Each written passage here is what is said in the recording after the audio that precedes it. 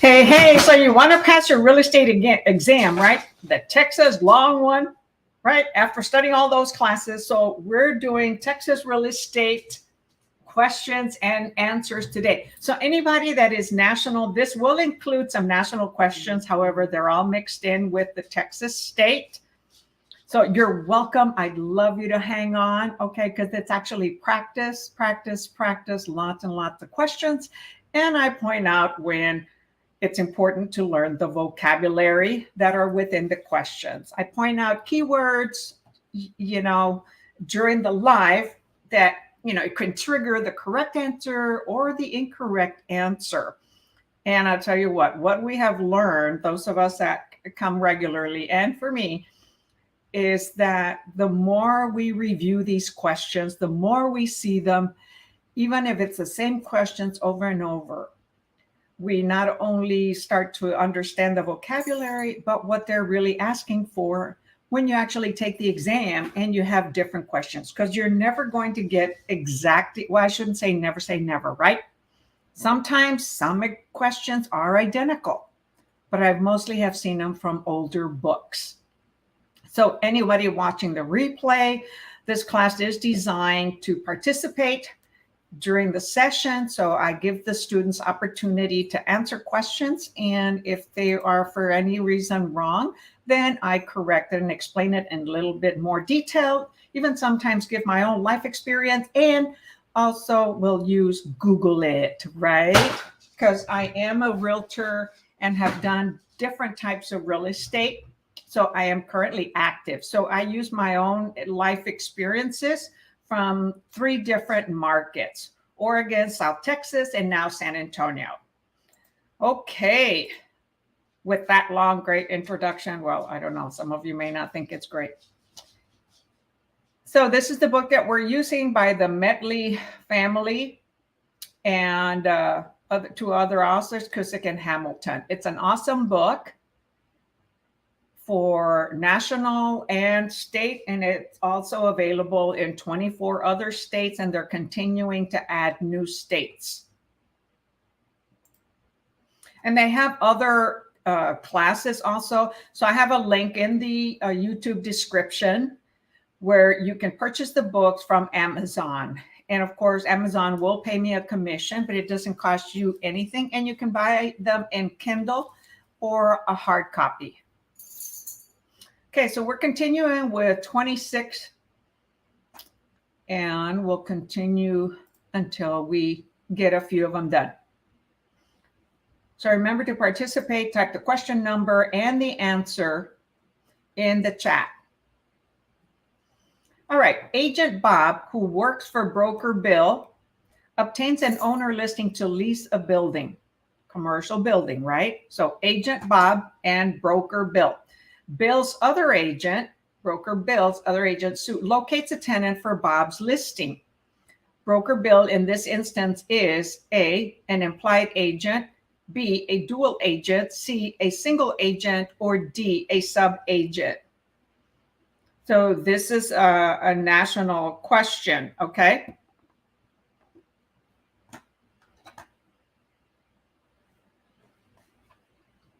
Because in Texas, we call the broker that has both sides something else.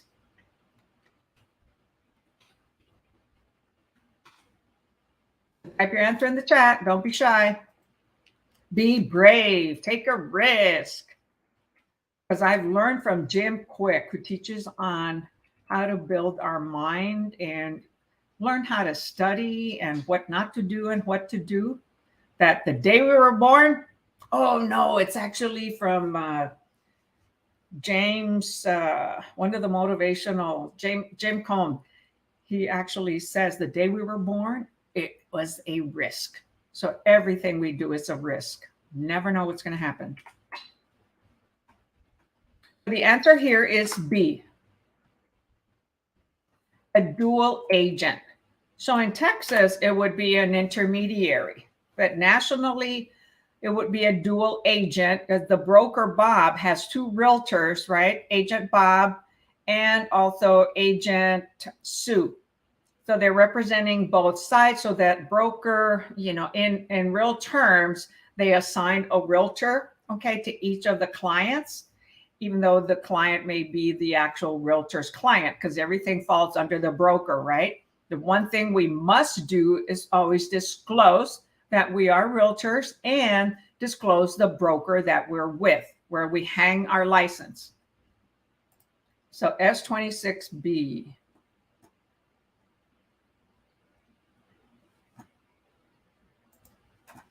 All right, number 27.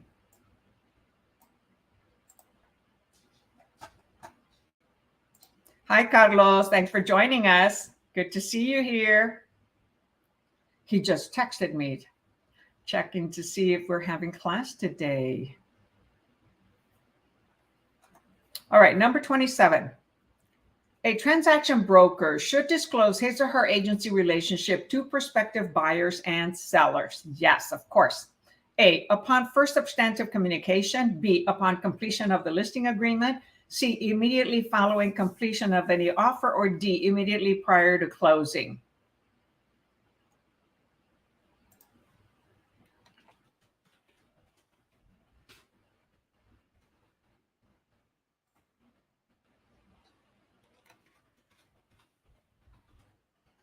So what is the answer here? Type it in the chat. All right, so who's my Facebook user that's on here? Oh, I'm typing the answers on the wrong place. Oh, it's Letitia Brooks. Hi, Letitia. Your first time to join us here. Welcome. Yes, the answer is A, upon first substantive communication. Hi, Tanya. So, Letitia, do me a favor and, well, do us all a favor so that we can see your name. So go to StreamYard.com/Facebook, and it's something you can do in, like 10, 15 seconds, in less than a minute. I'll post it also on Facebook so that we can see your name instead of seeing this Facebook user.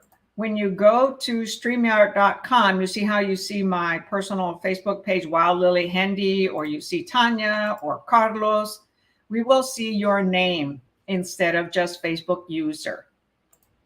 So it's really quick. Go to that link and give StreamYard permission to post your Facebook name. Facebook is very protective. All right. So yes, it's upon first substantive communication. And, when it comes down to, let's say a buyer is stating that they're asking about a particular property with more reason because they're asking about one particular property. If it's just a general discussion, like at an open house, then it's not required. So remember, it says first substantive communication. It's not like, hi, hello, thank you for coming to our open house. That's not. Now, if you're representing the seller at that listing, then you say, I represent the seller. So that we must disclose. All right, number 28.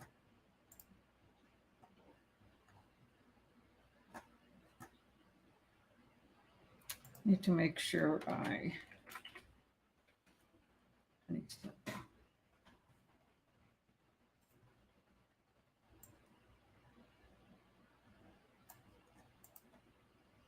A transaction facilitator in a residential transaction represents, transaction facilitator.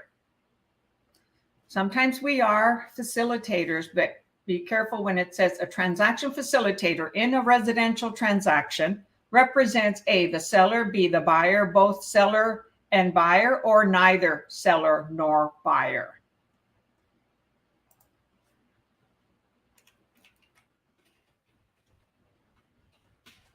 Type your answer in the chat, either on Facebook or on YouTube. Actually, I would prefer that you would go to YouTube because it helps my analytics, and so you're providing extra support.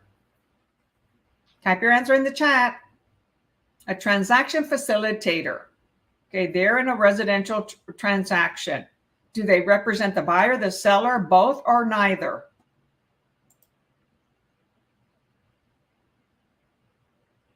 Hey, Cindy.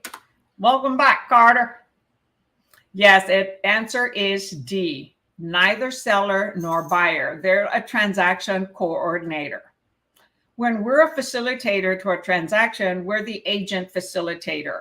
Let's say we represent the seller and in the particular state that we're in, and today we're in Texas, we cannot represent the buyer. However, we can write the contract for the buyer. If they choose not to have their own realtor, then we facilitate the transaction for them. Okay, we don't represent them. They represent themselves, and we disclose to them. I represent the seller, and we can assign an agent to represent you. Or if you choose, I can write up the contract, ask you all the questions, fill in the blanks, because that's what we do, right, in the residential contract or any contract, and then facilitate the closing, because the title company is also a neutral third party. So I would be a neutral third party to them because I can't share any private information, nor advise them, nor guide them. I can give them just public information. I can give them comps, that type of thing. So very good. They represent neither. They're just doing all the paperwork, all the documentation. And some of you, once you start having lots of clients, you may hire a transaction coordinator.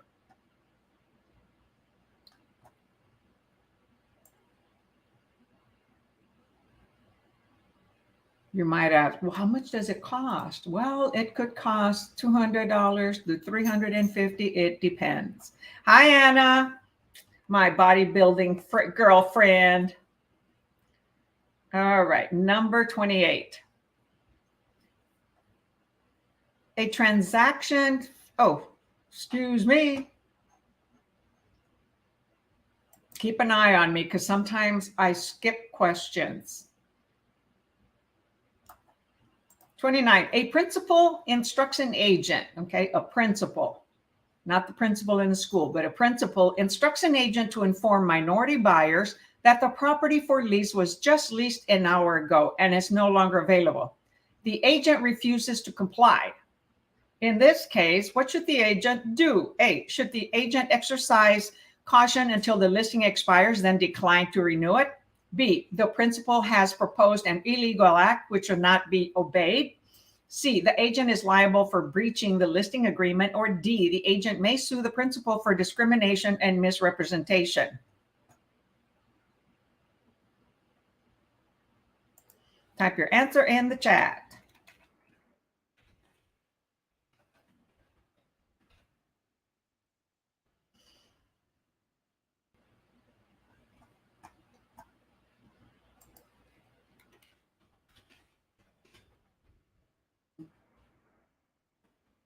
Come on. There's quite a few in you here, so come on and type your answer.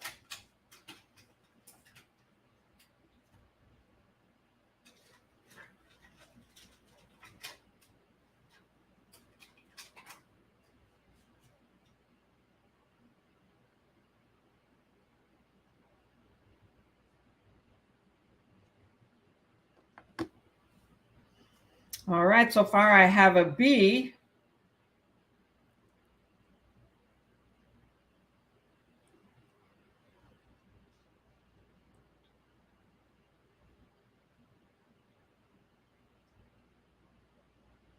And, only one person? Okay, the answer is B. The principal has proposed an illegal act which should not be obeyed.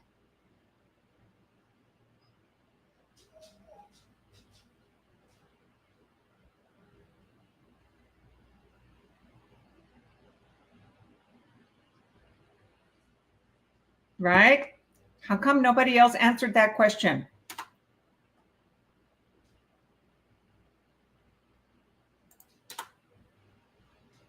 So thank you, Tanya. You did good. So we can fire a client, okay? We can fire a principal. We don't always follow what a principal tells us if it's illegal according to the rules and laws that we have to follow. And that is obviously discrimination. All right, number 30.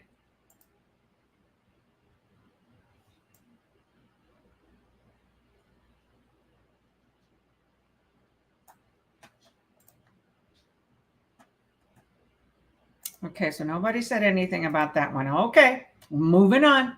The amount of a real estate broker's commission is established by whom or what? A, agreement among competing brokers. B, negotiation with clients. C, the local board of realtors. Or D, state real estate license law.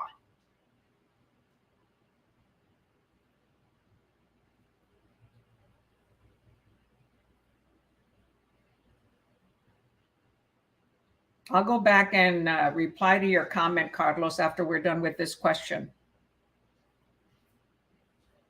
So type your answer in the chat. The commission is established by whom? Hi, Gina.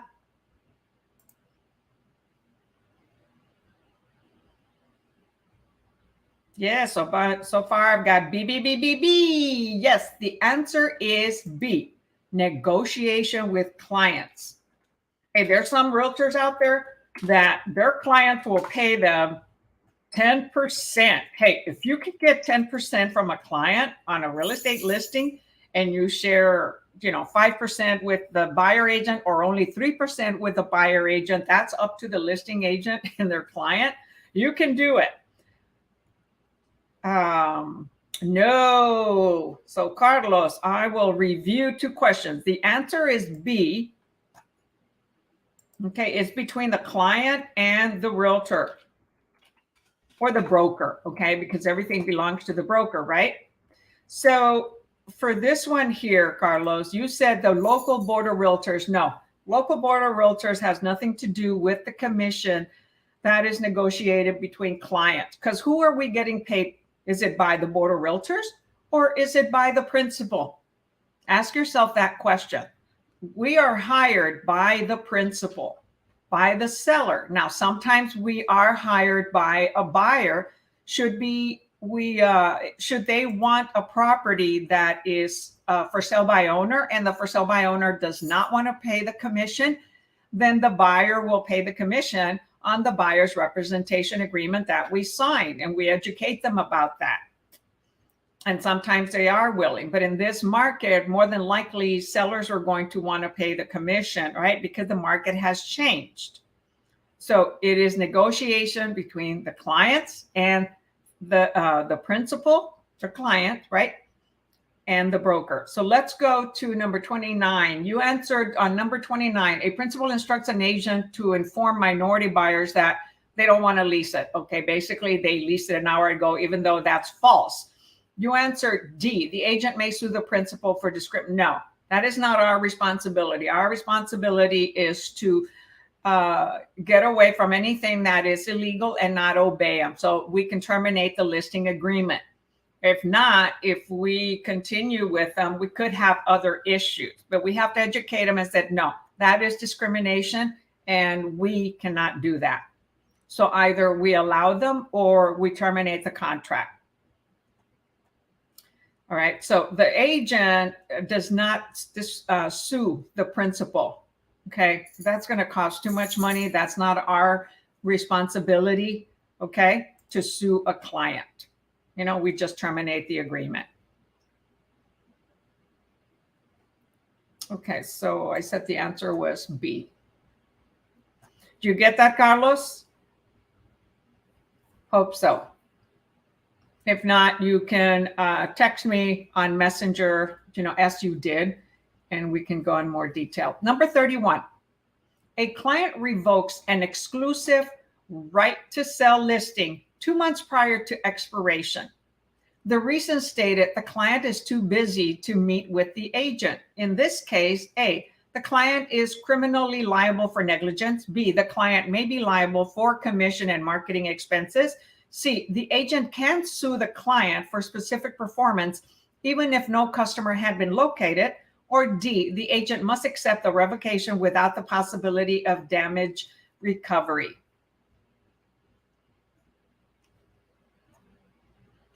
Okay, glad you understand, Carlos, or understood.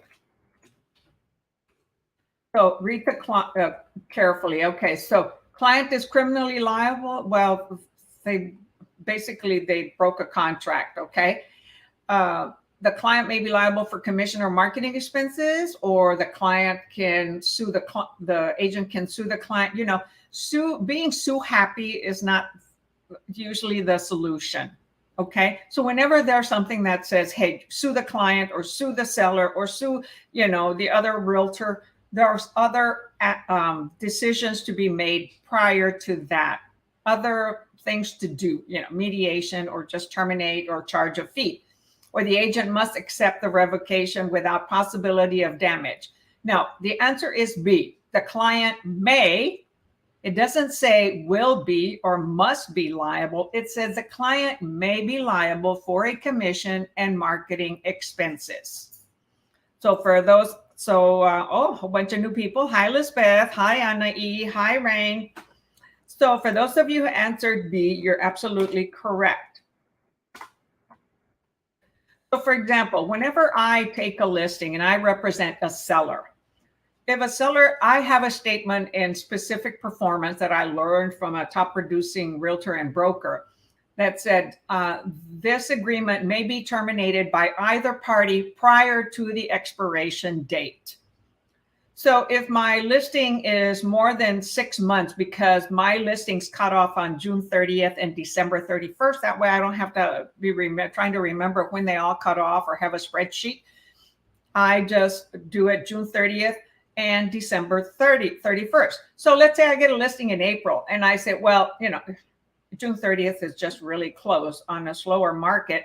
Then I'll say December 31st. And they're like, well, wow, that's longer than 6 months. And I'm like, yes, but look at the special provision, section 11, right? I do say on there that you can terminate the listing at any time prior the expiration date. And that means I can terminate it or you can terminate it. And I don't charge anything for that. You know, I end up getting compensated in other ways, and I put it in God's hands that, you know, the more I give, the more I receive. You know, some clients, they happen to terminate after you have a contract, and now you have done specific performance. That's a little bit different. We did our job. Now there's an offer, and it's not that the offer is not an acceptable offer, because if it's, you know, way low ball or doesn't meet their criteria or terms, of course they can reject it. But if they decide to terminate a contract after we have an offer, they could be even more liable to pay a commission or marketing expenses, depending on the expense that we have already made. Let's say it's $1 million, $2 or $3 million property, and we do major marketing on it. Okay, advertisement, you know, drone. We do a professional photographer, you know, one of the top of the line. You know, there's a more expense that goes into those type of properties. So it depends. That's why it may be liable. So all of you answered correct. I just wanted to give you an example of what I do. I don't force clients to stick with the contract, whether it's 2 months, 6 months, I let them out. I will get other clients. And they may come back to me later, which I have a client that did that 1.5 years later, okay? So I don't burn any bridges. Unless they're asking me to do something illegal, then I will. All right, number 32. A protection period clause in an exclusive listing provides that A, the owner is protected from all liabilities arising from the agent's actions performed with the agent's scope of duties. B, the agent has a claim to a commission if the owner sells or leases to a party within the certain time following the listing's expiration. C, agents are entitled to extend a listing agreement's term if a transaction is imminent. Or D, an owner is not liable for a commission if a prospective customer delays in completing an acceptable offer. Excuse the whining dog in the background. It's a dog that I pick up every day, Monday through Friday, so she can go walking with me, keep me company. All right, so let's see. So far, I've got a B answer. Anybody else? Hey, there's a whole bunch of you on here. Hi, Jesslyn. Thanks for joining us. We're doing Texas state exam, sometimes similar to the actual exam, not the exact questions, but similar. Okay, seems like the answer is B. And yes, the answer is B. The agent has a claim to a commission if the owner sells or leases to a party within a certain time following the listing's expiration. Now, there are things that we're required to do. So if we have an exclusive listing, right, that means that an owner could sell the property themselves and we don't get paid, right? It's not an exclusive right to sell listing, and it's an exclusive listing, okay? However, exclusive listing falls under, or exclusive agency. And so if any of the individuals that the property was shown to, either by us or other realtors during the listing period, ends up buying shortly after or within 30, 60, 90 days, whatever the protection period clause that we end up putting in there, ends up buying the property, we first have to provide a list of buyers that came to the property shown by a realtor. Now, if the buyers came on their own and the seller showed it to them, then we don't get paid on that. However, any buyer that was shown the property during the listing being active and buys the listing, let's say within 30 days, the owner is responsible for paying commission, and it could be both sides. Okay, so there are conditions to it. So very good for all of you. Hi, Lakeisha. Number 33, real estate advertising, okay, must conform to regulatory standards and requirements. One requirement, okay, so it must conform to certain things. One requirement is a broker may only place blind ads in social media outlets. B, a broker must have all advertising approved by the local real estate board. C, the advertising must not be deceptive. Okay, must not be deceptive. D, sales agents may only advertise in their own name. So sometimes when the word must, okay, like it's used in the question, it is a must, right? Because we follow regulatory standards. In some cases, in the answers, the must doesn't mean it's the correct answer. However, two answers on here have the word must and two have the word may. Well, we may not place blind ads, and we may not only advertise in our name. We have to put the broker's name, right? So those may are not applicable. So it's going to be one of the must, B or C. And the answer is C. The advertising must not be deceptive. Okay? We have to be straightforward, legal, correct advertising. No misrepresentation and no intentional misrepresentation that's being deceptive. Okay, when it's, let's see, who answered B? Gina and Jesslyn and Tanya answered B. A broker must have all advertising approved by the local real estate board? No. The real estate board, okay, that's not Texas Real Estate Commission, okay? And the real estate board is only a third party, okay, that doesn't represent anyone. Basically, they list all the properties that are for sale that realtors list on there. We pay a fee to be a member of the multiple listing service so that we can market our properties. That's the first place we market a property, and it is syndicated to so many other websites where individuals search, right? Trulia, Zillow, homes.com, and you name it, you get it. And they also show up on our own websites. The local real estate is a third party, a neutral third party. They manage that listings are uploaded correctly and the thick pictures, and they protect that. They have nothing to do with our other types of advertisement. And Trek also requires certain things to be on there. But if our broker approves other types of things, we can put on the advertisements. Okay, like we can use different colors instead of the colors of the brokerage. However, we have to place the broker's name, and is between the broker, okay, and the realtors. Of course, Trek has marketing rules, okay. However, they're enforced by our broker. Unless somebody complains to Trek, then Trek will go to the broker, then the broker goes to the realtor.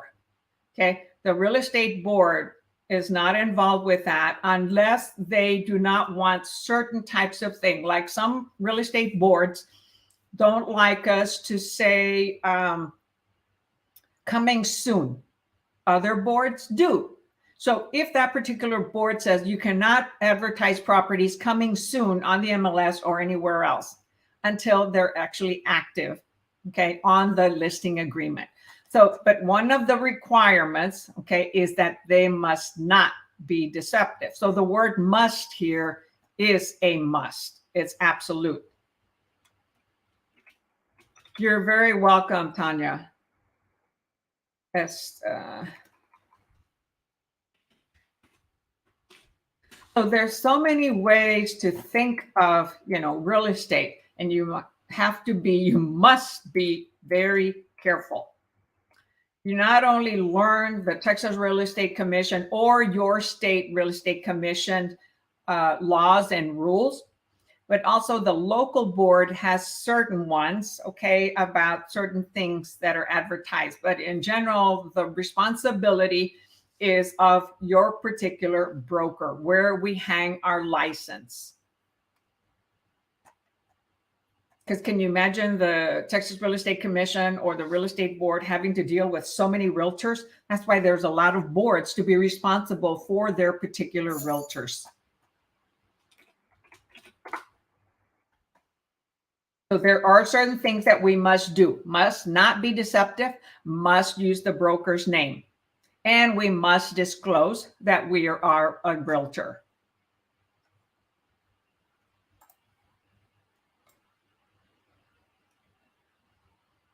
Now, you could also be your own broker, but you're still with a particular real estate brokerage. You would still have to use that brokerage's name, even though you yourself are a broker. Unless you go off on your own and you create your own brokerage name. So getting your broker's license doesn't take you away from having to use a brokerage name that you decide to join. All right, number 34. The three principal brokerage firms in a market agree to pay sales agents 15% more than any other competitor currently in practice. This is an example of A, collusion, B, price fixing, C, allocation of markets, or D, steering.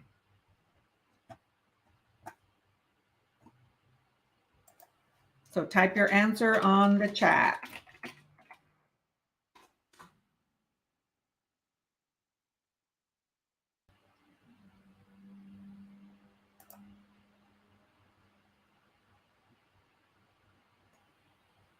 So let's see. So far, I've got hi, Jean, Charlie's Family Fun, and hi, Delta.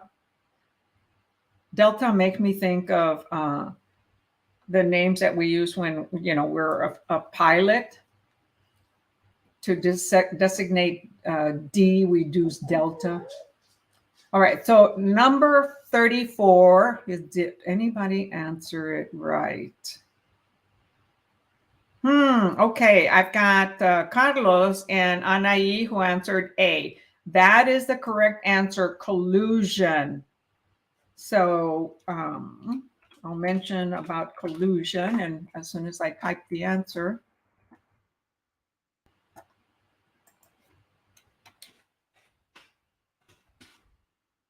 Ooh.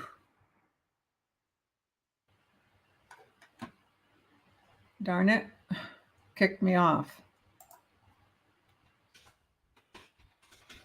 All right, so let me show you. I'm going to show you the definition for collusion.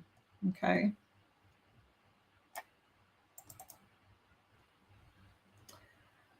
So collusion, it's secret or illegal cooperation or conspiracy, especially in order to cheat or deceive others.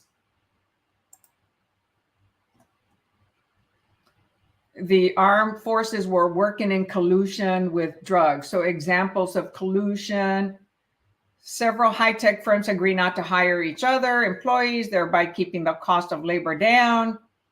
Let's see, what are synonyms? So I love to do research this way. Synonyms and near synonyms: clandestine, closet, conspiratorial, covert. Okay, so is it illegal? Collusion is an unethical business practice that hurts consumers, okay, and is illegal in most jurisdictions. So let's see, in the United States, business collusion is made unlawful by the Sherman Antitrust Act of 1890 and the Federal Trade Commission and Clayton Antitrust. So somebody said, most of you said price fixing, okay? So price fixing can become like a monopoly, and they might do it with everyone. However, it was only 3 principal brokerages in a market agreed to pay sales agents 15% more. So they're trying to get more realtors, or maybe top producing, high producing realtors, into their office, and more than any other competitor currently in practice. This is an example of collusion. Okay, so they're attracting certain realtors to their companies, trying to take realtors from going to other brokerages. Now, all real estate companies recruit, and you're going to experience that. Many different brokerages are going to be calling you as soon as you pass your license, or before. Like some of you receive an email from me. I get it from Texas Real Estate Commission, and I send out an email inviting you to my free classes. Well, others are recruiters that are aggressively going after you. So it is an open market, and they should be able to go anywhere else and not be enticed by pay sales agents 15% more than other competitor currently in practice. However, there are some of these brokerages may come transactional brokerages, so they don't pay much fees. They just pay per transaction. That's for really experienced realtors. So yes, write this one down. It is collusion, not price fixing. They're not fixing the price of charging commission for the consumer. Okay, it's not impacting the consumer. Okay, it's impacting, sales agents, other brokerages, kind of steering or like blockbusting, right? When they want to get a lot of listings, you go to a community and say, hey, you know what? The community is changing here. It's attracting other individuals that you may not want, so you should sell. Well, that's busting the block because they want a lot of listings. So here, these brokerages are offering 15% more than other brokerages, and in order to attract those realtors. So they're not being extremely straightforward. And especially if they're advertising it. Okay, so that is collusion. Did I type the answer? Yes. It's not a very common word that we use, okay? But collusion is the illegal practice of 2 or more businesses joining forces. Oh, that's a key point. 2 or more businesses joining forces or making joint decisions which have the effect of putting another business at a competitive disadvantage. Right? So it's not price fixing, which is dealing more with commission, or, like, let's say, hey, I'm only going to charge 2%, commission to sellers, which some companies do, but they only provide certain services and they're legal. Okay.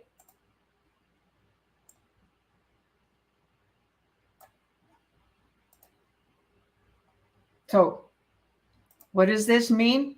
Vocabulary, vocabulary, vocabulary. I repeat it over and over. So go view some of the vocabulary. I mean, the definition of collusion may not be on there because there's so many vocabularies. But the more vocabulary you know, the better you're going to do. Either memorize them or learn them, whichever works for you. All right, number 35. So that was a long explanation. However, it's very important, totally different from price fixing. So remember, it has to be 2 or more businesses joining forces for it to be collusion. The definition I showed you on Google didn't mention 2 or more. All right, number 35. 2 leading agencies jointly agree to raise commissions charged to residential sellers to 7.5% of the sales price. Which of the following is true? A, this is perfectly legitimate business practice. B, the brokers have illegally fixed prices. C, the brokers have allocated markets. Or D, the brokers have engaged in legal collusion.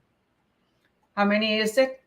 It could be 2 or more. However, jointly agree to raise commissions charged to whom? The consumer, right? To sellers.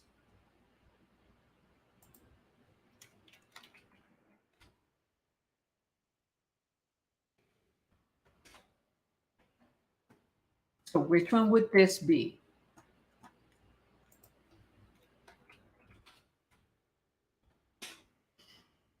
All right. Hey, Naz. Welcome to the class. We're doing Texas questions. However, it includes a lot of national questions also. It's for the Texas real estate exam, and it does include lots of national questions. They're just all mixed in. These are some good questions because these are not commonly asked questions. All right, the answer is B.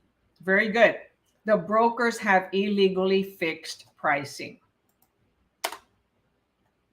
Now, if the realtor wants to charge 7.5% or 8% and they negotiate with the client, that's okay.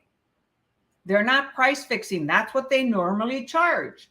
It's your service that you're charging for. So you have a right to charge more if you believe, when you believe you are worth it and the service that you're providing is worth it.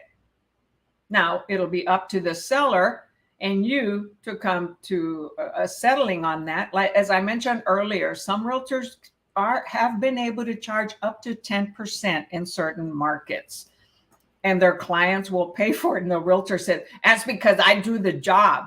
I get it done and I really help them. Hey, she sells them on it. Awesome. He or she sells them on that. Awesome. And follows through. All the luck and best to her or him. Okay. That is not price fixing because that's one person doing it on their own. And the broker is not requiring it or saying this is what you have to. Now, some brokers will say we have a minimum of 2%, right? Because they're going to be paid a certain fee and you've got to earn a living and you have to pay the other side. So if 2% is the minimum on the listing side, a broker can require that. So that means that you'll have to charge the seller at least more than 2%, because if you're going to have to pay the buying side, you have to pay 2% to the broker that you represent, okay, you're associated with, and then commission to the other side, okay, because the commission is split. The commission that the seller pays is split between 2 brokerages and then 2 realtors when there's 2 realtors involved. So it's split 4 ways. All right, some good questions. These are really good questions.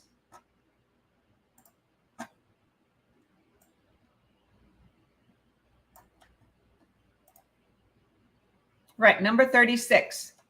And everybody did awesome on that one.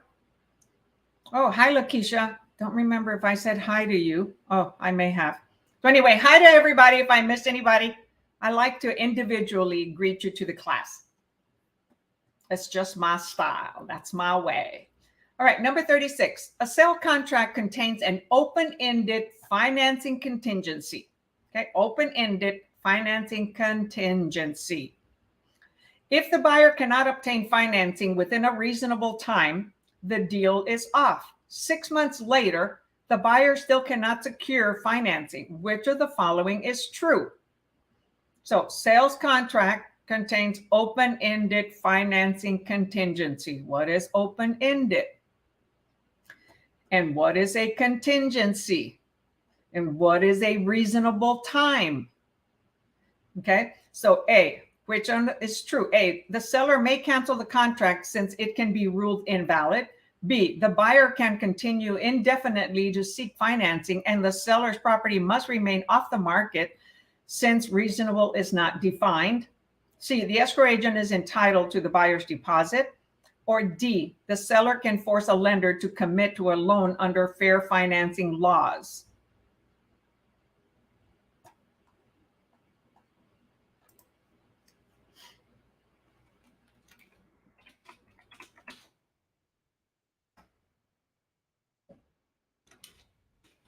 So far, I have A and B. Come on, more.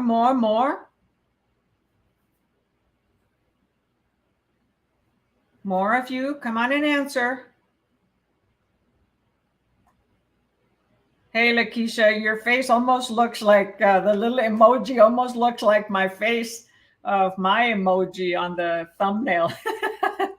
Except mine has big old blue eyes and yours has X's. All right. Yes, A. All right. So Tanya changed it back to A. So A, the seller may cancel the contract, okay, since it can be ruled invalid. Because what is an open-ended financing contingency, right? Contracts have a start and an end date. They can be extended. So unless the seller is okay with it, it could be ruled invalid. If the seller says, hey, I want to terminate this. This has gone on, 6 months, what they say. 6 months later, the buyer still cannot secure financing. Well, you know what? They should have done that prior, or they could have done this pre-planning prior. That's why most realtors that represent a seller, the majority, especially in a really hot market, are going to ask the buyer agent that their buyer have a pre-approved letter. Not a pre-qual letter, it's different. A pre-approved letter. They've already submitted an application, their credit score has been run, their income and all that. They've submitted everything that's required by the lender and they pre-approved it.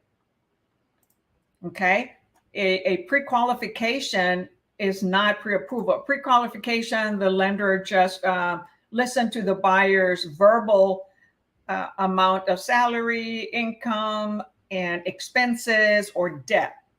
And they say, okay, based on that, yeah, we can pre-qualify you. Well, they haven't done an application. They haven't submitted their tax return. They haven't sent in their check stubs, and they haven't submitted anything else the lender wants. So that is not pre-approved. I had a realtor submit that when I had multiple offers. And she sent it to me and I said, no, that is a pre-qual. It's not a pre-approval. I'm requiring pre-approvals, and that's what I mentioned on the realtor remarks and the MLS. So very good. Seller may cancel. Okay. Again, may. Doesn't say must. It says the seller may cancel the contract. If the seller is not in a rush, oh well. And hasn't had any other offers, oh well. But 6 months, that's a long time, because they can accept backup offers. You can have a property that is maybe pending or active option and taking backup offers. And in that case, they'll give a time limit to the buyer that's under contract. And if they can't meet, okay, they can't perform, then that'll be terminated and the contract will then they will accept the second offer, which is a backup offer. All right. So you're learning a little bit more than what may be required in the exam. However, it'll help you understand some other questions and when you actually start doing real estate. Okay, number 37. In the event of a buyer's default, A provision for liquidated damages in a sale contract enables a seller to do what? So in the event a buyer's default, there's a provision for liquidated damages in a sales contract or resale contract or new construction, whichever it is. A, sue the buyer for specific performance. B, force the buyer to quit claim equitable title. C, sue the buyer for the broker's marketing expenses. Or D, claim a deposit as compensated damages for the buyer's failure to perform.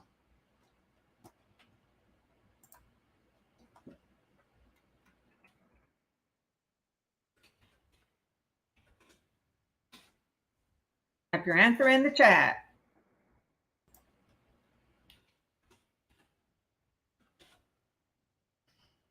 So you see, this would be a national question. Actually, several of these were national questions. No, it is not A. The answer is D. Remember what I mentioned about sue happy? Don't be sue happy. Contracts have certain specific performance requirements and what happens if a buyer or seller defaults. Okay, so when a buyer defaults, there is what? The earnest money that is at risk. Okay, that becomes the liquidated damages for the seller. So in the event the buyer's default with a reason, okay, they didn't get financing within the deadline, it didn't, they terminated for whatever reason, okay, the seller is going to claim the deposit, the earnest money deposit, as compensated damages for the buyer's failure to perform.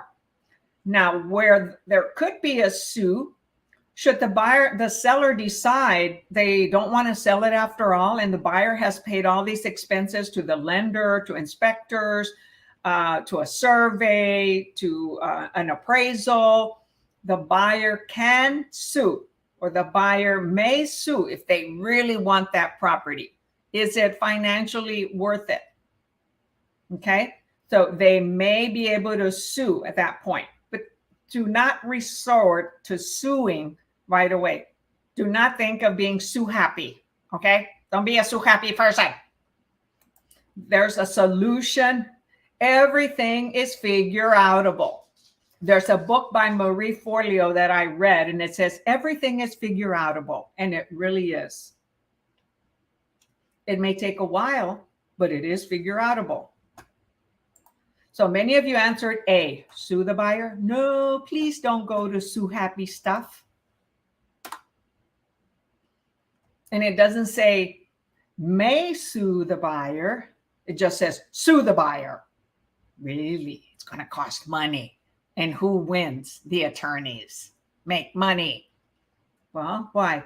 They have a law degree and they deserve to get paid. You got it. Okay. So all of you that answered A, do you have it? You got it? Because there were quite a few of you that answered A. Naz answered D. Carlos answered D. YouTube Agent Prep answered D. And Gina answered D. Cindy Cook answered D. Lakeisha. So quite a few answered D, but several of you answered A. So remember, kind of get rid of that sue happy idea from your mind. All right, number 38. Bailey, your dad will be here soon. All right, 38. So I hope you guys understood that long explanation. The person that may sue is the buyer. Okay, 38. Well, there's other conditions. Let's say the buyer destroyed the house. Oh my gosh. Well, the seller has to have it insured, right? So the insurance will pay for it.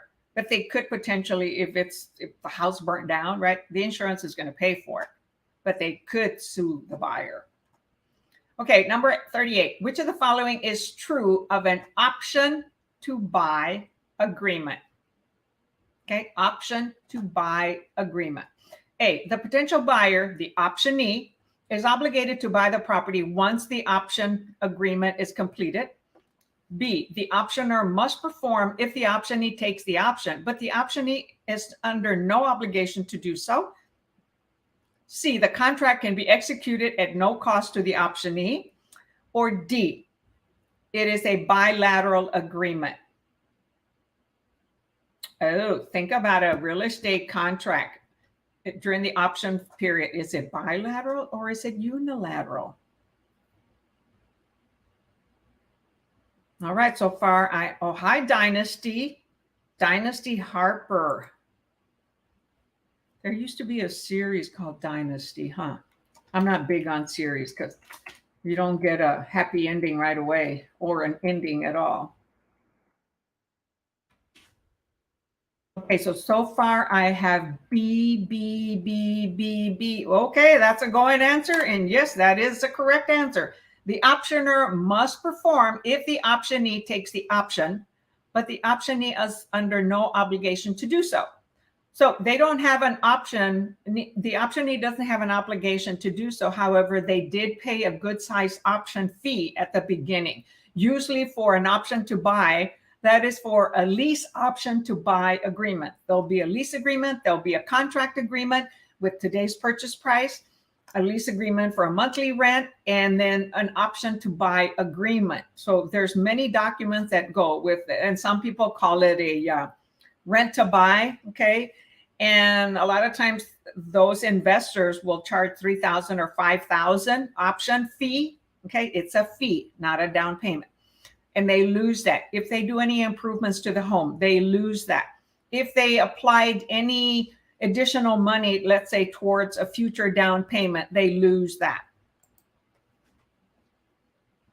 So very good. All of you answered awesome on that.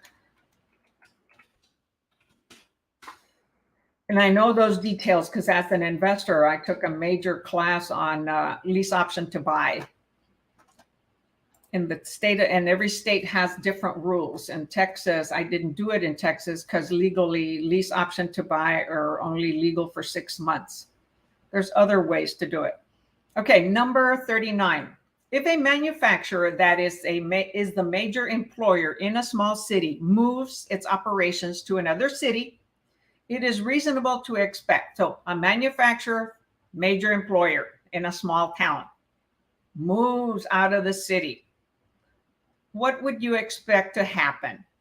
A fall in housing demand, but no other changes in the real estate market. B, a decline in demand for all types of real estate in the real estate market. C, an immediate fall in the demand for industrial real estate, but no other changes in the real estate market. Or D, an immediate decline in prices for industrial and office real estate, but no impact on the residential market.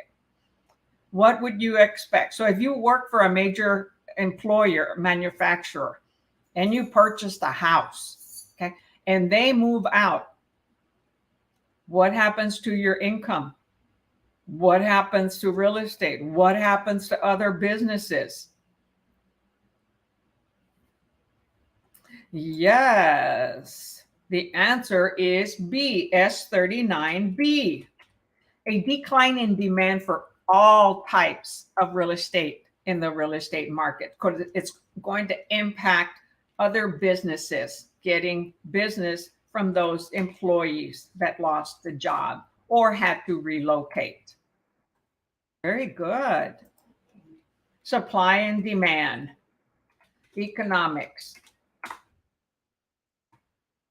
Wow, you guys are on the ball. Awesome.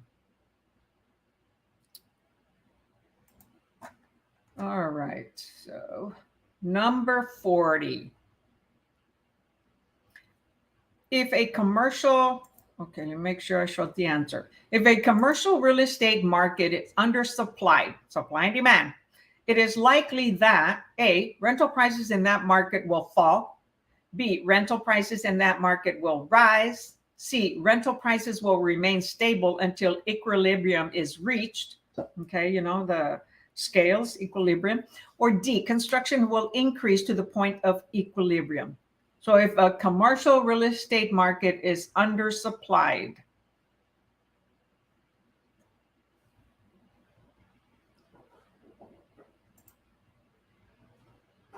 I'll be right back. Answer the question. I may have lost the prop. Oh my gosh.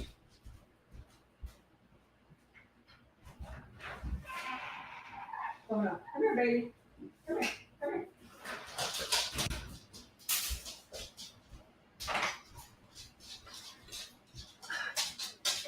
I thought maybe I had locked the door. All right, so let's see. I've got 40B, 40D. I'm going to let a few more of you answer before I explain it because there's quite a few on you here. So more of you, come on, take a risk. This is the time to take a risk and write the answer. I know it's tough, answering questions.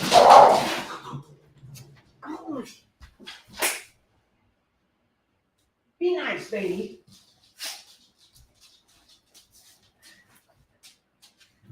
Sorry, cat and dog. I have a kitty door, and cat was coming in, and dog didn't like it. All right, so I've got B, B, B, D, D, D, B. Okay, so it's almost 50-50. All right, well, the answer is B as in boy. Rental prices in that market will rise. Okay, so commercial real estate market is undersupplied. When there's a low demand, prices can increase, right? Supply and demand until it comes to an equilibrium.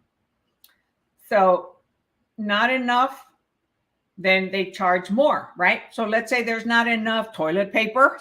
What was happening during COVID? Not enough water, not enough toilet paper. What did some people do? Go and buy all the toilet paper, all the water, all the tissue, and then they started selling it for what? A higher price. And people were paying for it, right? Because it was needed. There was a demand for it. So when you have an undersupply, and then prices may go up. So rental prices in that market will rise for commercial real estate.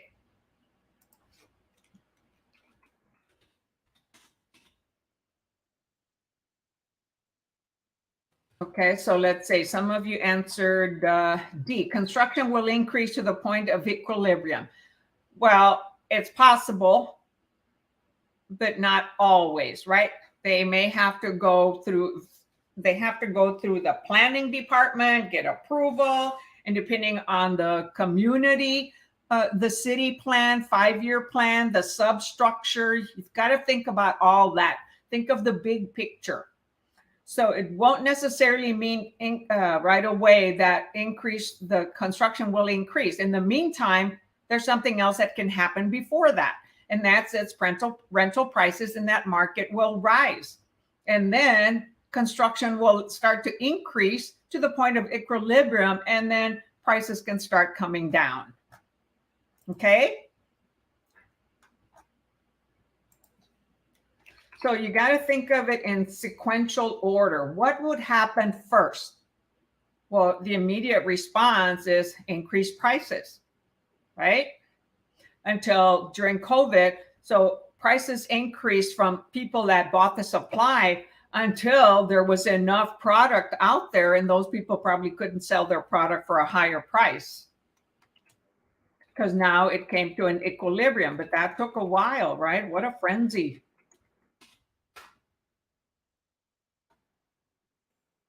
So very good. So a lot of you answered B, but some of you answered D. So first comes rental prices increase, then construction.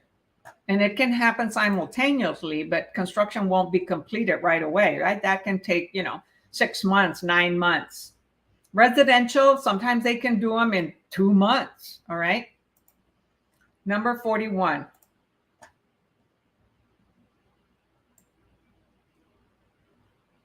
Actually, have we done 25 questions yet?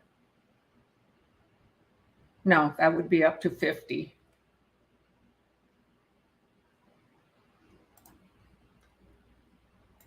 There's 100 questions in this exam, so I'm doing like 25 per session. All right, number 41. The amount of available property that becomes occupied over a period of time is called A. So the amount of available property. So there's real estate available. And how long does it take to get occupied? So it becomes occupied over a period of time. So what is that term called? That vocabulary? A, vacancy, B, absorption, C, equilibrium, or D, occupation. So if you have, listings available, lots of them, how long will it take? They'll eventually all get completed if no new listings come onto the market. So how long would that take? How many months? What is that term called? It is not C.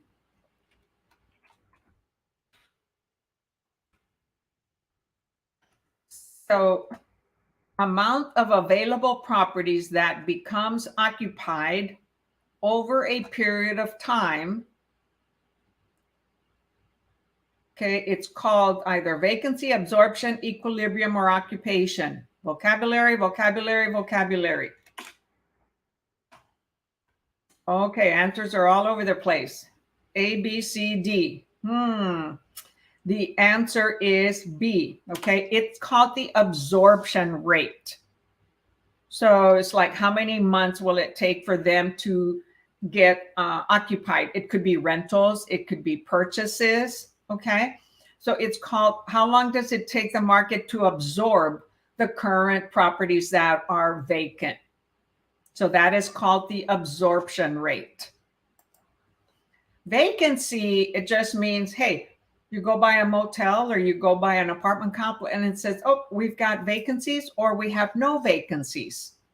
Okay, that might have an absorption rate too. How long does it take for those rentals to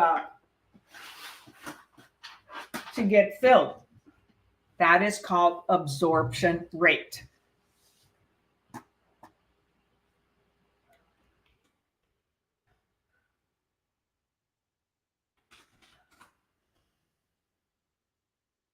We are on S41. So yes, I would ask those of you that are answering with just a letter answer to please type the question number.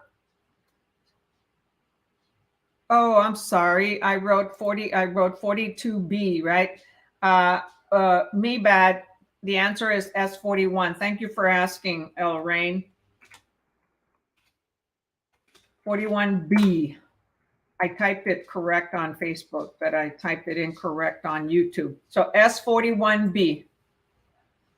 So I'm glad you asked, Rain, because I was off on one social media. All right, number 42, a math problem. The roof of a property costs $20,000. The economic life of the roof is 20 years. Assuming a straight line depreciation, okay, a straight line depreciation, what is the depreciation value of the roof after 3 years? So basically, it's depreciating at the same rate every year. So after 3 years, how much, what is the depreciated value of the roof? So it depreciated 3 years. Ooh, I gotta connect my phone.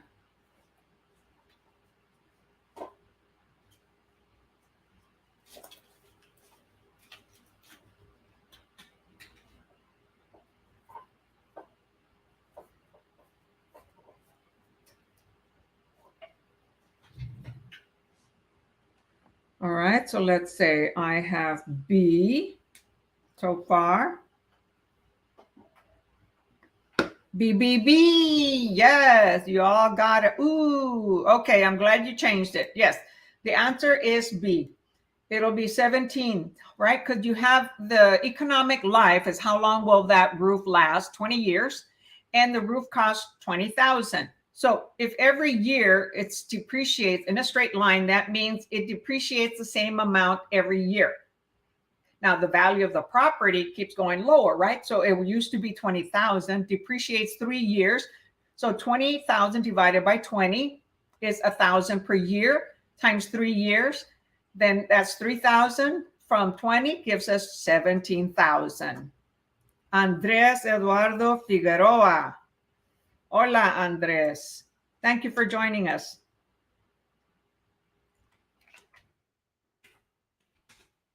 So yes, the answer is 17,000. Straight line depreciation means it depreciates the same amount every year.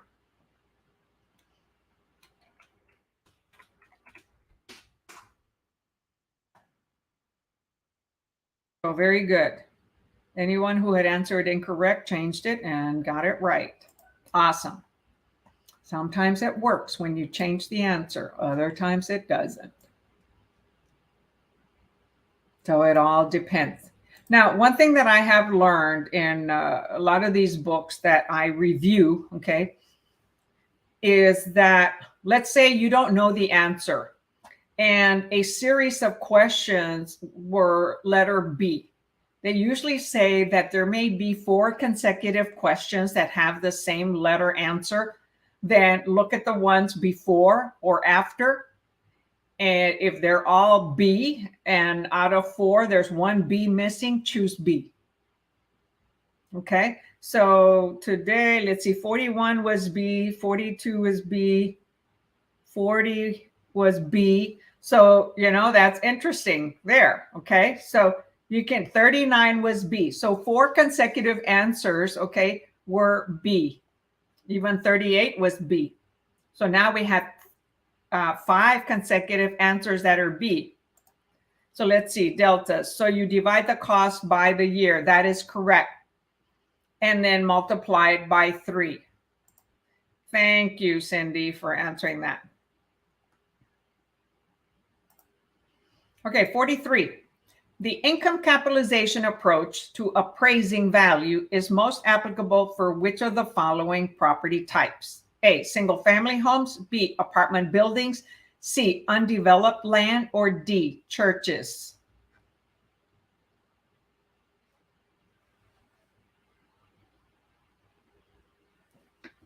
So income capitalization approach. So, there's 3 different types of valuing of property, right? The comparable, income, and cost approach. So income capitalization approach would go for what types of property? Oh, you guys are also smart. Yes, apartment buildings. Congratulations. Yes, B, B, B, B.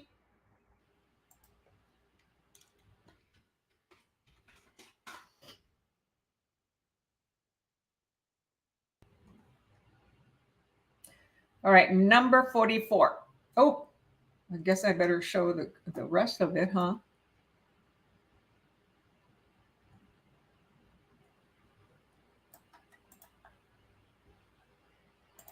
Bummer.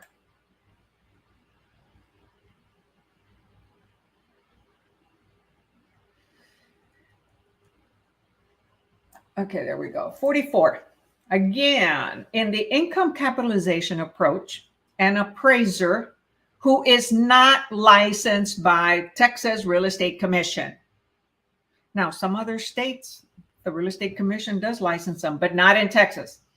The income capitalization approach, an appraiser, A, estimates gross income and multiplies times the gross income multiplier.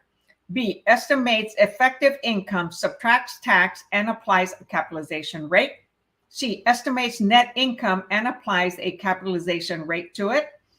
D, estimates potential income and applies a capitalization rate to it.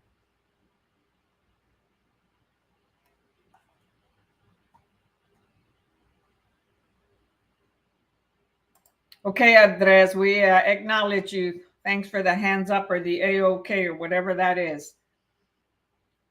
So an appraiser, what do they do in the income capitalization approach? Which investors will use this, right? What's the capitalization rate? So is it estimates gross income, effective income, net income, or potential income? So see, each one of them has something a little different. Gross income, effective income, net income, or potential income.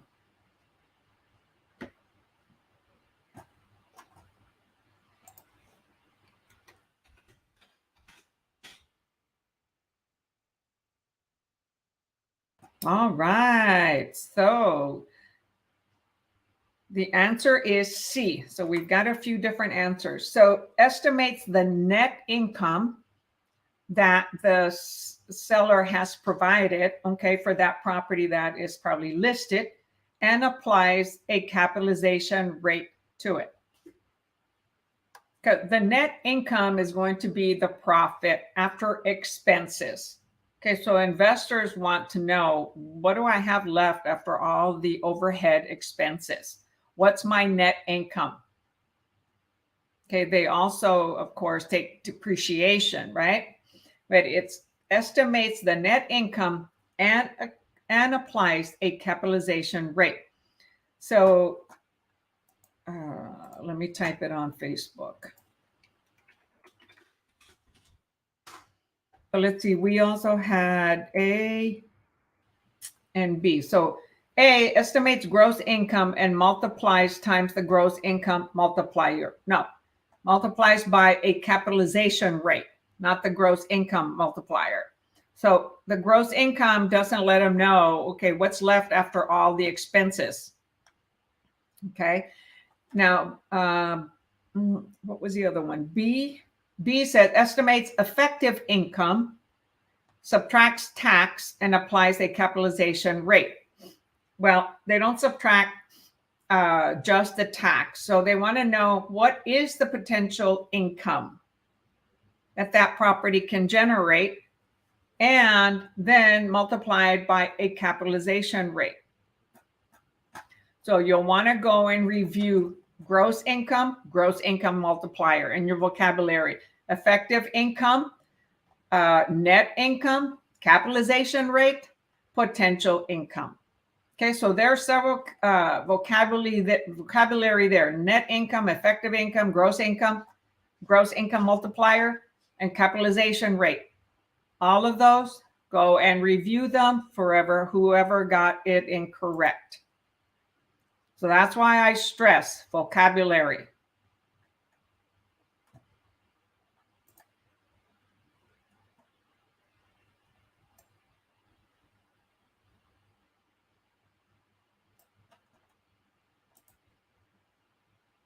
That was number 44, right? Okay, number 45. Because remember, net income is after all operating expenses, all overhead, except for maybe a loan. Okay, that's not included, but property taxes, maintenance, depreciation, okay, anything like that. Land does not depreciate, right? So they only depreciate the building, okay? Only the improvements, not the land. S, 45. Net operating income is equal to A, potential income minus expenses minus debt service. B, effective gross income minus potential income. C, potential gross income minus vacancy and credit loss minus expenses. Or D, effective gross income minus vacancy and credit loss.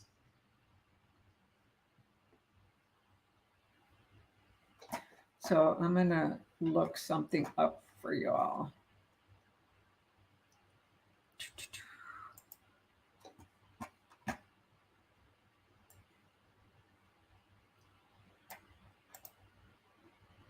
So is it potential income minus expenses, effective income? So you have two potential income and two effective gross income.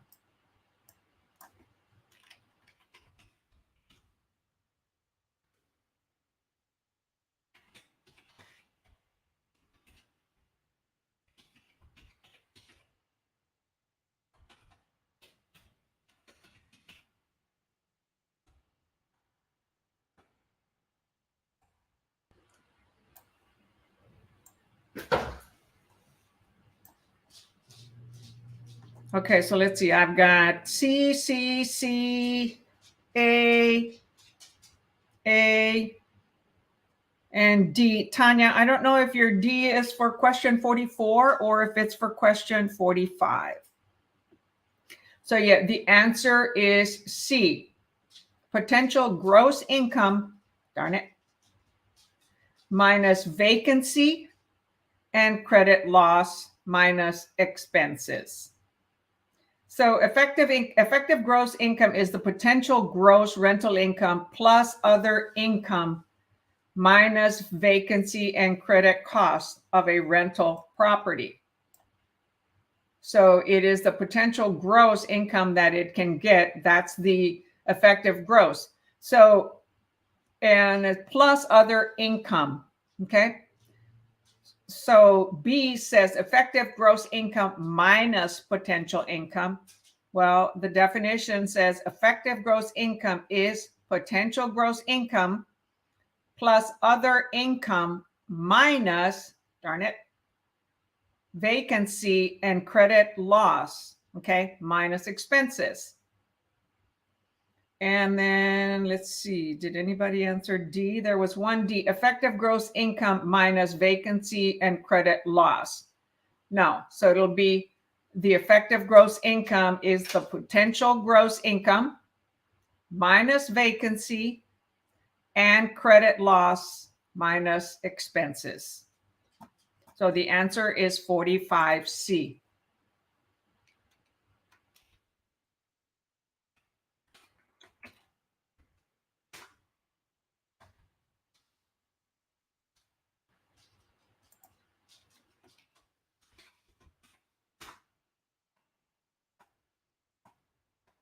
Okay, so go back and review effective gross income. Okay, so what does effective gross income again mean?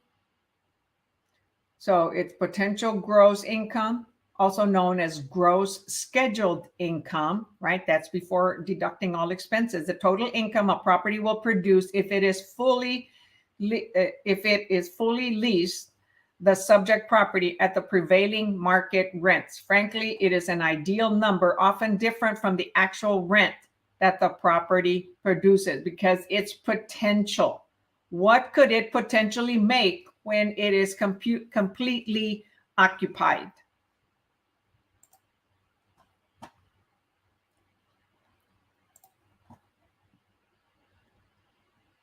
Number 46.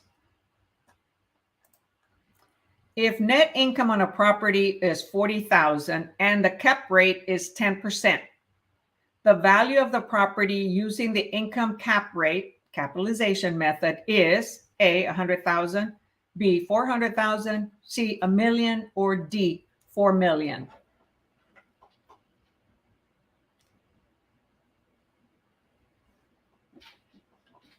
So usually it's either times or divided.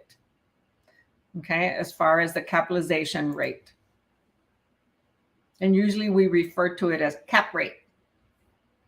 So the income capitalization rate.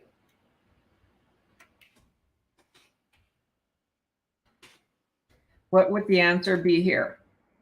100,000? 400,000? Well, it's not going to be a 1, okay, because you're dealing with 40,000 and 10%. Okay, so you're either multiplying or dividing. But remember, 10% means 0.10.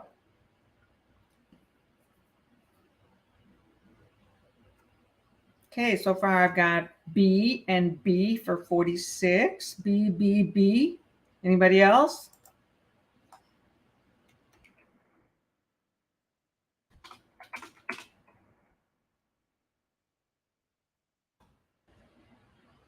And yes, the answer is B. It's 400,000. Right? You're dividing 40,000 divided by 0.1 gives us 400,000. Move the decimal back 2 places, right? Oops. Very good. All right, number 47. The key feature of an adjustable mortgage loan, okay, a lot of times it's called an ARM or adjustable rate mortgage, is that A, the interest rate may vary, B, the monthly payment increases over the life of the loan, C, the principal balance does not amortize, or D, the term loan can be shortened or lengthened.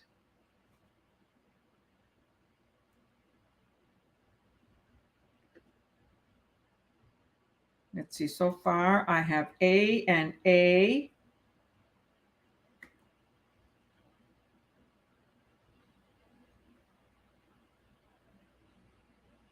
All right, so I've got A. Okay, those are for 46. A so far.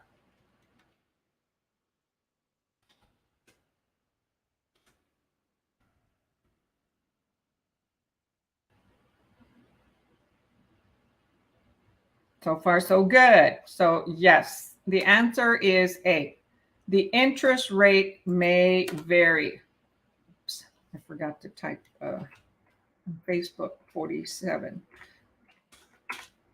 Okay, so you're going to see answer 46, which was prior. So the answer is 47. Oh, my gosh, I typed 47B. Pardon me, it's 47A. Well, at least on Facebook, I can edit. On StreamYard, I cannot.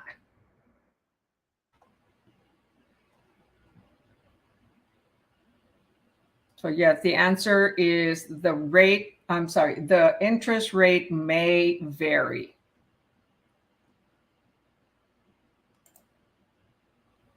They're called ARM loans. Some ARMs, adjustable rate mortgages, okay, may be fixed for 1, 3, 5, 7 years or 9. They're usually an odd number, but there are some that are 10, because I did have a 10-year one, and mine was variable, means it could change at any time. And sometimes they can be interest only, meaning the principal does not change. Okay, but the key feature here of an adjustable mortgage loan is that the interest rate may vary. Doesn't mean it will. And the principal balance, it says C, the principal balance does not amortize. On some ARMs, it does amortize. It's almost like a fixed mortgage. However, it's for a shorter term. Okay, so the terms can be, and it doesn't mean they can be shortened or lengthened. If it's going to be lengthened, it's going to be refinanced. The ARM is going to have to be refinanced. Okay, because otherwise, if it is not after the end of the term, because they do have a term, 1, 3, 5, 7, 9, maybe 10. At the end of that term, it has to either be refinanced or the interest rate may vary.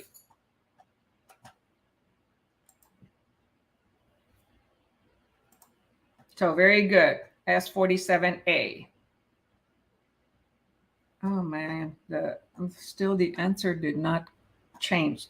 So for those of you watching the replay or even here, okay, you're seeing on Facebook S47B. That is incorrect. That's a typo. The answer is actually S47A. Interest rate may vary. My typo, boo-boo. 48. Why is a wraparound mortgage loan potentially interesting to a home seller as an investment? And if you don't know what a wraparound is, time for vocabulary again. So why is a wraparound mortgage potentially interesting to a home seller as an investor? A, it is a senior loan that can be easily subordinated for additional debt. B, a wraparound lender can profit when the interest rate of the wraparound exceeds that of the underlying mortgage. C, the underlying loan is retired early. Or D, the second mortgage borrower may make payments directly to the first mortgage lender.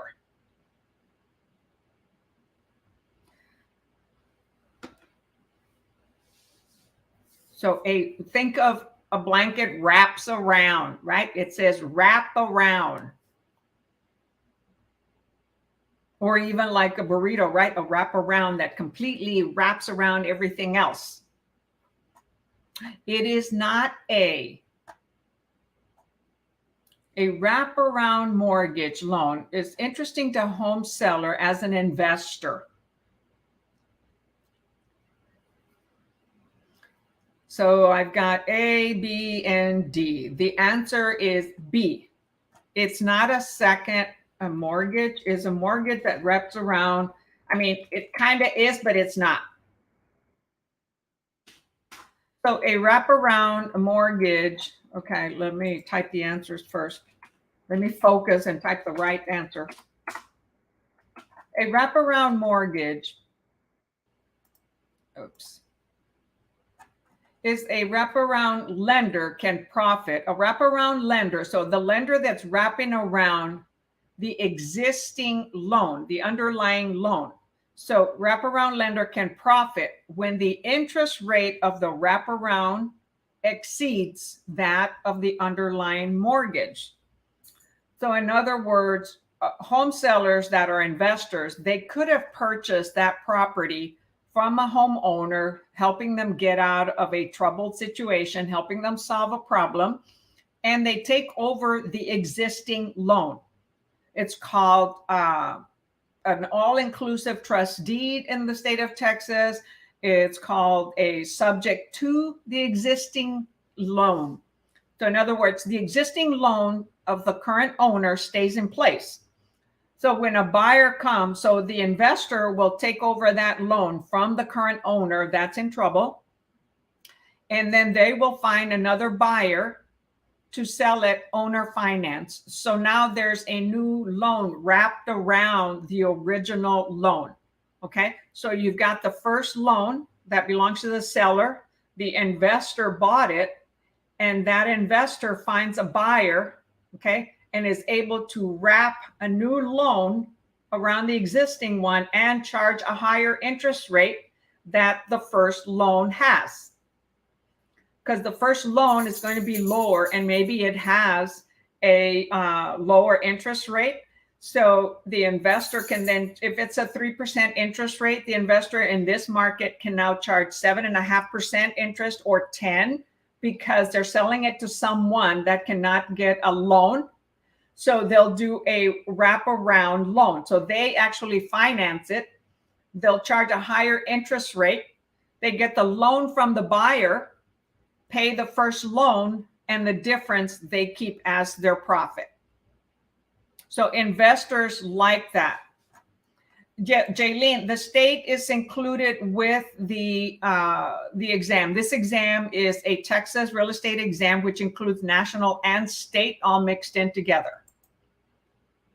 So it's a little hard to follow. A lot of people say that's illegal. Okay, that lenders won't do it. And that's not true. Okay, it is doable. It has to be done legally with the right forms. Not all title companies will do it.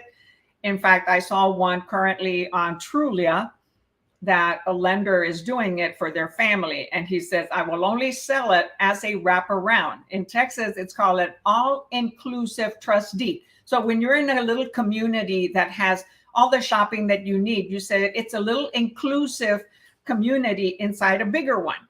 So however, this is going to be a bigger loan over an existing loan. And that bigger loan that goes over it, okay, has a higher interest rate, so that the investor can make a profit between the higher interest rate loan, that is a larger loan, than the existing loan that the seller had or the owner had. Okay, so it helps different individuals. It helps a seller get out of a problem, and it helps a person buy the property that doesn't qualify for a loan, and it helps the investor make a little bit of money in the difference of the interest from the existing loan, okay, and the new loan. So you got a loan that wraps around the existing one. That is a wraparound loan. A wraparound lender can profit, okay, when the interest rate is higher than the existing underlying mortgage. Okay. Little bit different. It's also referred to as an all-inclusive trust deed. And why a trust deed? Because we are in a title trust deed state, right? Deed of trust state.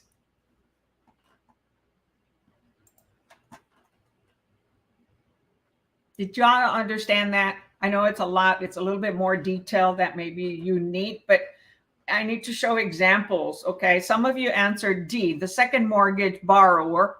So there's not a second mortgage borrower. Okay. The person that's going to buy a wraparound property type of financing is not being able to qualify for their own financing, so they buy it from an investor. The question says, interesting to a home seller as an investor.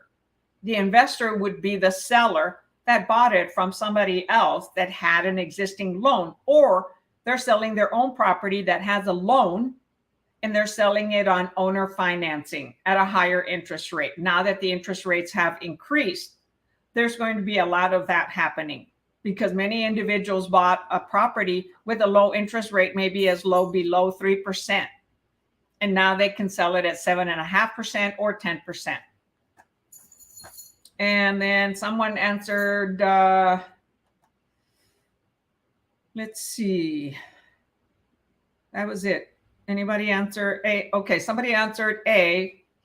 So A is, it's a senior loan that can be easily subordinated for additional debt. No. Subordinated means that the first lender is allowing a second loan to be taken out on that property because there's a lot of equity. Many lenders don't want that. Okay. It is a senior loan, but there's going to be one wrapped around it. That's why it says a wraparound mortgage. So the only answer that had a wraparound lender, so that kind of gave you a clue that it could be answer B. All right, number 49. A builder is required to secure, let me see if I can get it larger. A builder is required to secure a loan with mortgages on 3 properties. Okay, on 3 properties. This is an example of A, participation mortgage loan, B, a blanket mortgage loan, C, permanent mortgage loan, or D, a bridge loan.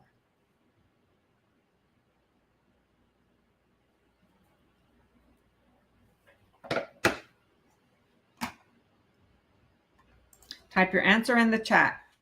So is it a participation, blanket, permanent, or bridge? Remember to type the question number and the letter, please, so that we all know which question is being answered. So builder is securing a loan for 3 properties.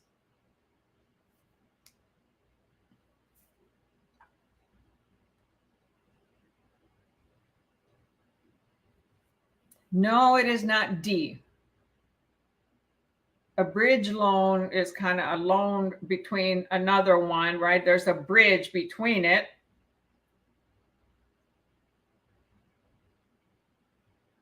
So it's not a bridge loan. They're getting a loan to secure 3 properties. I mean, they're getting a loan and having 3 properties to secure that loan, right? That's their promise to pay back with the collateral of 3 properties. That is a blanket mortgage loan. So you have a blanket around 3 properties. Not a wraparound loan, but it is wrapping around 3 properties. You have 3 children under 1 blanket.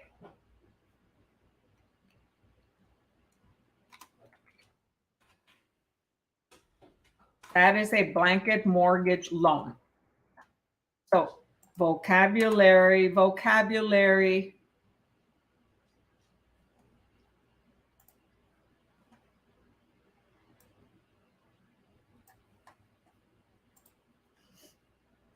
Right, number 50.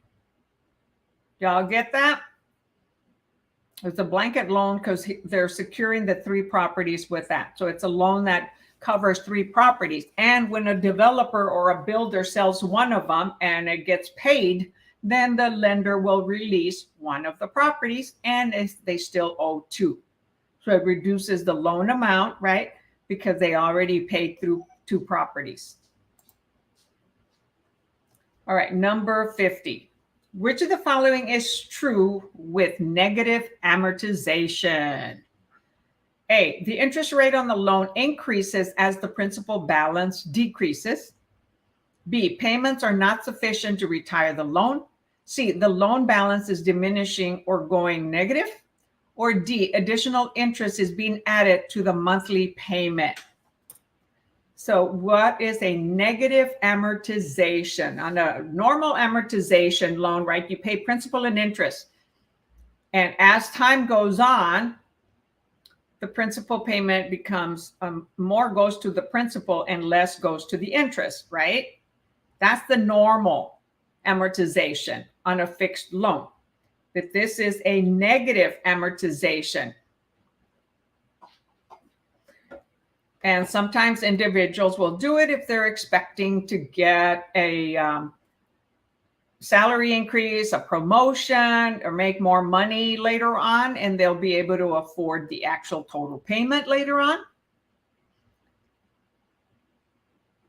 So we've got different answers, A, B, and D. So in a negative amortization loan, there is not enough money to make the monthly payment. So the answer is B. Payments are not sufficient to retire the loan. So every time they make a payment, there's not enough money to pay for the principal, right? Or not enough money to pay the interest. So they pay the interest and the principal didn't get enough. So it gets added to the back of the loan. So the loan balance keeps increasing. So now they're paying more interest on more principal. Okay, because the initial payments that they have are not sufficient to pay the normal principal and interest. And lenders will sometimes do this if the borrower, needs help and they're offering this type of a program, but it comes out to be extremely more expensive for the buyer, and they're never reducing the loan balance. They keep increasing the loan balance to where they can never retire that loan unless they start making more money towards paying more money towards the principal. Because on a normal amortized loan, the longer you have the loan, the property, the more gets applied to the mortgage. The first few, towards the principal, especially when the interest rate is low. Okay, the amount that goes to the mortgage principal is higher. And as the years go on, it becomes higher and higher, and the interest amount is less and less.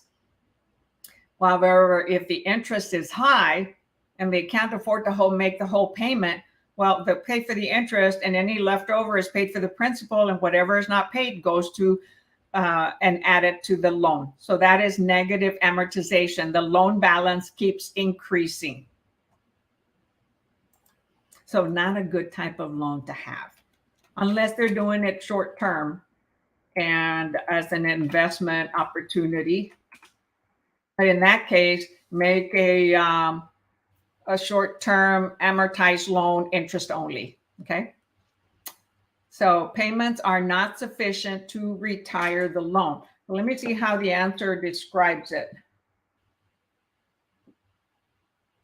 So the answer says negative amortization causes the loan balance to increase over the term, which I mentioned. This occurs if the borrower's periodic payment is insufficient to cover the interest owed for the period. The lender adds the amount of unpaid interest to the borrower's loan balance. Okay, so I said paid, the principal is added to the end of the loan. So they'll apply the principal payment, and whatever interest was not covered, it gets added to the loan. So now they're paying interest on interest. And the other way I said it, it's still increasing the loan balance, but I was saying they add whatever principal was not covered. So they're adding whatever interest was not covered to the end of the loan, and that keeps increasing. Okay. So the answer is B.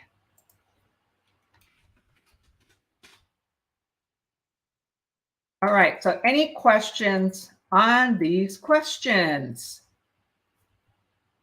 We took a little longer to do 25 questions tonight because we did have some challenging questions and a few math. So that is the last question for the night. Okay. And I'm doing 25 until we cover 100.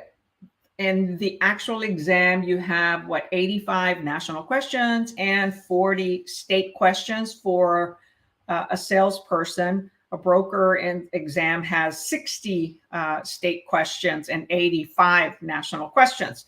So this exam includes both national and state, similar to what you would see in the actual exam. As you saw, some of them were a little bit harder. Okay, will they be identical on the exam? I have no idea. We never know. Some could be, but the majority probably aren't. But I have heard students say that sometimes questions are identical, and I have seen that myself when I took my exam. So you can memorize questions, but don't expect that that's what you're going to see. You know, they go in a rotation of exams, all right, and have tons and tons of exams. Every exam that you go take, some might be easier than the one you took before, or some might be harder. Okay. So what time do I normally stream? I stream on Mondays and Wednesdays. Thank you for asking the question, at 6 p.m. Central Standard Time. And I do national, which applies to all 50 states, and Texas state is so far the only state that I'm focusing on for now. In the future, I may focus on other states, but for now, it's just for Texas because I am licensed in Texas, and so I'm very familiar with it. And on Saturdays at 10 o'clock. Okay, so when you, since you're on Delta Airsoft, since you're on the YouTube channel, when you click the little bell, okay, so that you get an alert, put it for all, and you'll get an alert every time that I go live. You'll get an alert that I'm live streaming. Okay, so Monday, Wednesday, 6 p.m. Central Standard Time, and Saturday at 10 a.m.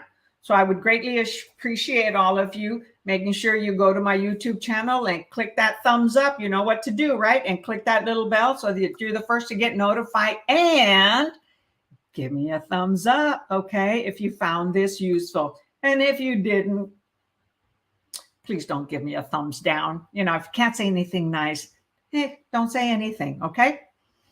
So you all are very welcome. I enjoy the classes, and I enjoy interacting with you and helping you understand it. But please listen to me, okay? And Prep Agent and Real Estate Exam, the other channels, okay? There's another gentleman, Stu, that comes out with Prep Agent.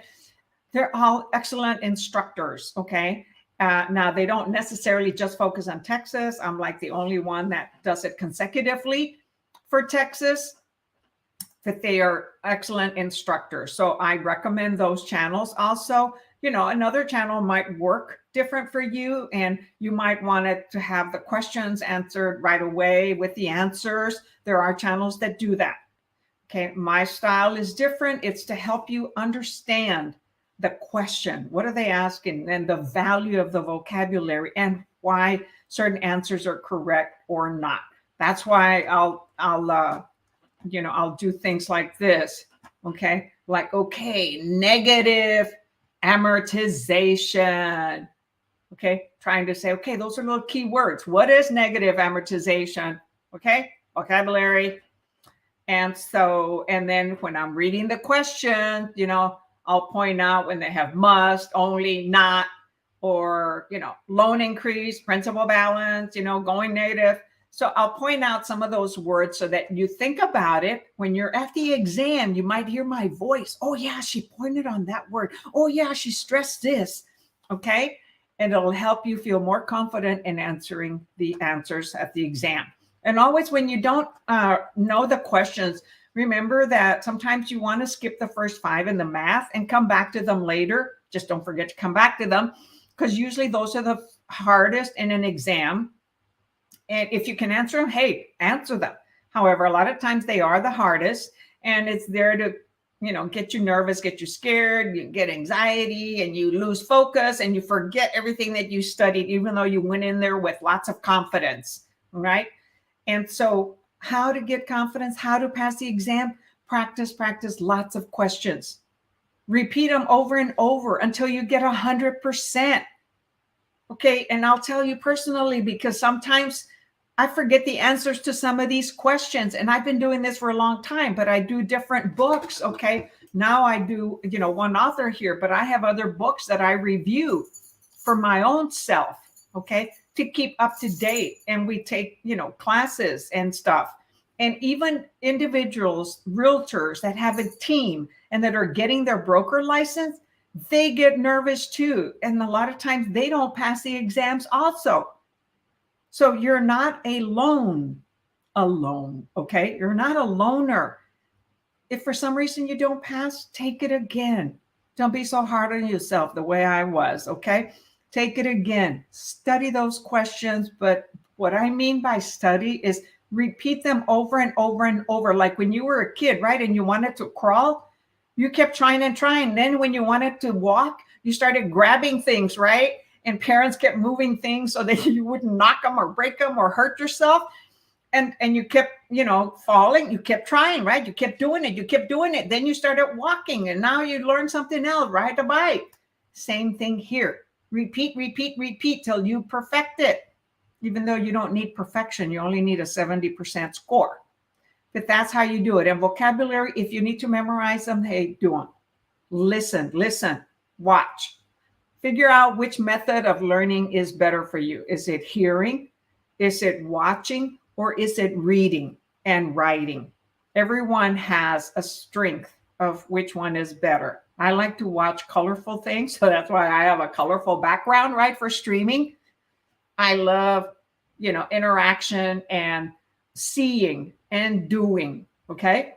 So everyone learns differently. So until Wednesday, see you next time, y'all. I love you. Hey, and remember, I am a realtor. Okay. So I am looking for students to join me at eXp Realty. And we may or may not be the company for you because we are a virtual-based company. We're on the cloud. We don't have a brick and mortar office. And so it may or may not be the solution for you. And sometimes you may want to join a team, an actual official team that you pay a higher percentage to. However, they'll be teaching more hands-on when you do it that way. And then you go join a virtual company. So until next time, y'all, love you. Catch you later. Wednesday night at 6 p.m. and Saturday morning at 10 o'clock Central Standard Time.